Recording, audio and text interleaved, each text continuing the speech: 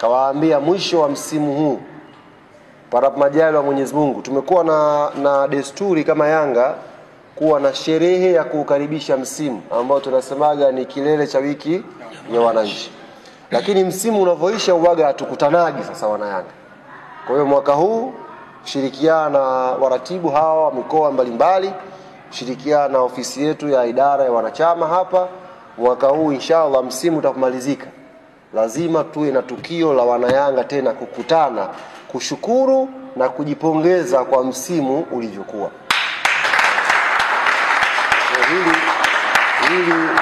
Hili nimemwaahidi mratibu na nimesema nilizungumze hapa mapema ili waratibu wa mikoa mingine waweze kusikia, viongozi wa matawi mengine waweze kusikia kwamba mwisho wa msimu huu bila kujalisha, manake mtu asije akaenda na sherehe kwamba tumechukua ubingwa anajiandaa sherehe za ubingwa, hapana.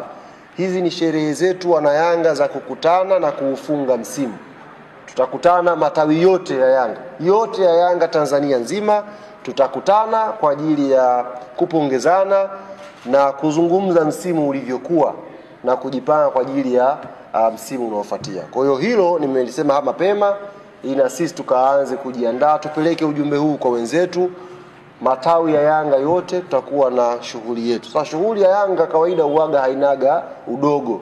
Shughuli ya Yanga itakuwa kubwa na kwa majaliwa Mwenyezi Mungu itakuwa shughuli kubwa na ya mfano ambayo naamini watu wengine hawataweza kuiga hizo standard.